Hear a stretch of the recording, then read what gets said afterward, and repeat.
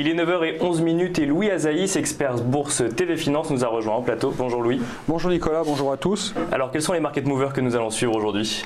En fait, effectivement, là, comme le disait Benoît Rousseau, c'est une situation assez délicate. Alors pourquoi? Parce qu'on voit des marchés européens qui en général sont très forts et des marchés américains qui eux sont très faibles. Et aux États-Unis, c'était justement ces valeurs technologiques qui avaient apporté la hausse pendant des mois et des années qui en ce moment provoquent la baisse. C'est-à-dire que hier, si on regarde, c'est le SOX et le Nasdaq qui ont provoqué la baisse, qui était assez violente quand même. Hein. Alors que pour l'instant en Europe, on a l'air de bien tenir. Alors on va regarder quelques valeurs technologiques. Sur les valeurs technologiques, est-ce qu'on peut dire du coup qu'il y a un manque de confiance dans les valeurs technologiques, puisqu'en fait les investisseurs sont tout à fait prêts à investir quand ça va bien, mais quand ça va mal, du coup on assiste à un recul assez immédiat? Alors, on pourrait dire un peu les choses, mais différemment, parce qu'il y a les valeurs technologiques américaines et les valeurs technologiques en Europe.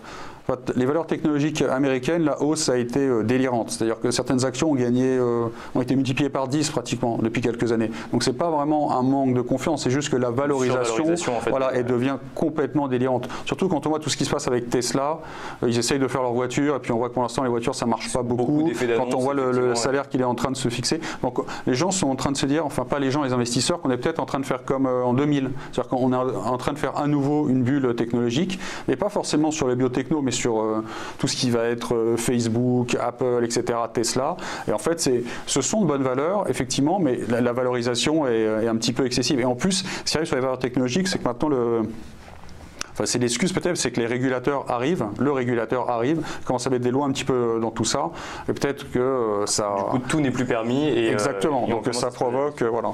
Et donc, du coup, les belles valeurs classiques qui avaient été négligées un petit peu, les valeurs du Dow Jones classiques, peut-être elles vont se rattraper. Alors, pour regarder un peu ce que ça donne en Europe, on voit par exemple ici STM. Alors, pourquoi STM? Parce que c'est le plus gros français, en tout cas, aussi possiblement le plus gros en Europe, sur... les semi-conducteurs. Et on voit en fait, il n'y a pas, effectivement, la baisse n'est pas très accentuée parce que depuis le mois de novembre, en fait, elle ne bouge plus vraiment. Alors, quand on regarde ici, au mois de juillet, on voit les 12, on a été monté quand même jusqu'à 21, donc c'est pratiquement doublé, c'est une belle hausse. Et on voit que depuis un certain temps, STM, qui est vraiment le plus gros en Europe, qui est franco-italien sur les semi-conducteurs, ne bouge plus trop. On va regarder Soitec, qui est un petit semi-conducteur. Là aussi, on a à peu près le même type de graphique, c'est-à-dire qu'on ne bouge plus depuis le 3 novembre. Et c'est vrai que ce matin, effectivement, dans le sillage de Wall Street, vous voyez ici le petit trou, on appelle ça un gap. On a fait un gap, mais pour l'instant, on ne confirme pas. Donc c'est un marché qui est bloqué entre 71 et 55. Ça fait quand même de belles variations en beau swing, mais il n'y a pas vraiment de tendance qui se dégage. Les autres valeurs typiques, on va dire, des technologiques, c'est Ubisoft.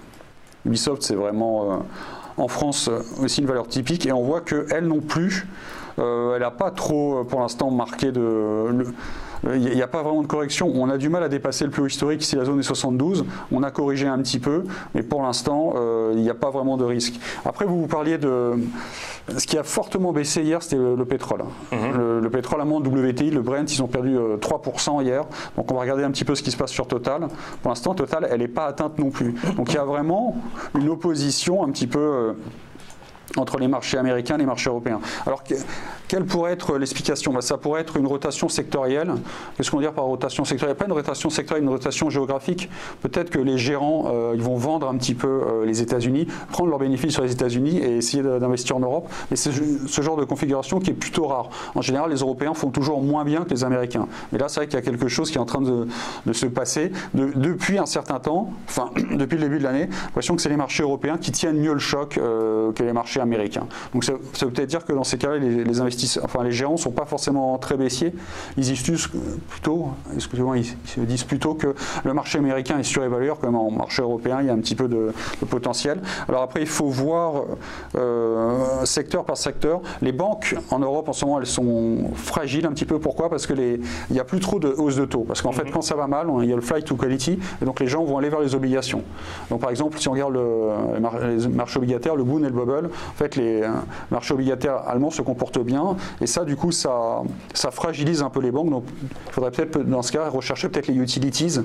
Utilities type Engie, type EDF, Veolia Environnement, Suez Environnement. Donc, regardez un petit peu cette semaine. De toute façon, moi, je vais revenir tous les jours cette semaine, donc on pourra voir au cas par cas, mais je voulais un petit peu placer un petit peu le contexte avant d'aller plus dans le détail. Essayer peut-être de privilégier les utilities, être un petit peu méfiant sur les banques.